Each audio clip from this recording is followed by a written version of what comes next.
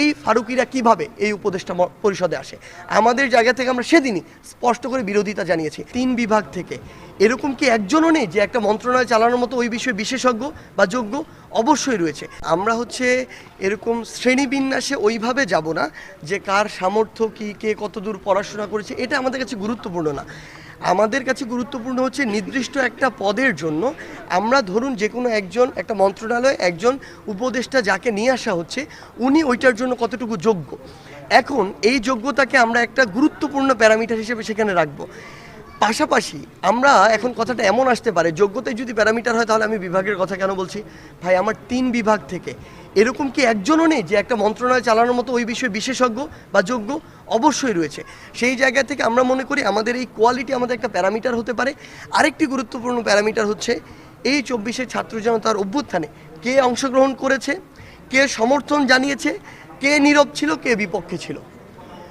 অবশ্যই যার অংশগ্রহণ সরাসরি ছিল এখানে, যে এতদিনে নির্যাতিত, যে জনমানুষের কথা বলে এসেছে, তার প্রায়োরিটি সবার আগে হওয়া উচিত। সে ওই স্পিরিটটাকে সবচেয়ে বেশি ধারণ করবে। এরপরে যেই মানুষটা সামনাসামনি রাজপথে নেমে না হোক, সোশ্যাল মিডিয়ার মাধ্যমে হোক, দেশে থেকে দেশের বাইরে থেকে হোক, সমর্থন জানিয়েছে, ওই সময়ে সৎ সাহসটি দেখিয়েছে, সেই মানুষটার এই জায়গায় প্রতিনিধিত্ব করা উচিত। কিন্তু আমি এই জায়গায় একদম স্পষ্ট করে, ভাই, আমরা সরকারের কেউ না, আমরা সরকারের কোনো সুবিধা ভোগ করি না। সরকারের ভালোটাকে ভালো বলবো, সীমাবদ্ধতাকে সরাসরি আমরা কটাক্ষ করব। আমরা আমাদের জায়গাতে স্পষ্ট করে বলি, এই জায়গায় এই অন্তর্বর্তীকালীন সরকারে আমরা দেখেছি না এই যে ফারুকিকে, এই ফারুকি কোন সময় বিগত এই 36 জুলাই কোন সময় সরাসরি সরকারের বিপক্ষে গিয়ে এই ছাত্র জনতার অভ্যুত্থানে যারা অংশগ্রহণ করেছে তাদের পক্ষে অবস্থান নিয়েছিল? কখনোই নয়। তিনি তার সময়, পুরো সময় ক্ষমতার কাছাকাছি থাকার জন্য যেভাবে তার মতো করে তোষামোদি করা দরকার সেভাবে করেছে। হতে পারে একটা লাইন লিখে, হতে পারে একটা ছবি তুলে, সবাই একই কাতারে ভাই ভাই সহমত ভাই বলে তোষামোদি করবে না। কেউ একটা লাইন লিখে, কেউ একটা শব্দ বলেও তোষামোদি করে। এই ফারুকিরা কিভাবে এই উপদেষ্টা পরিষদে আসে?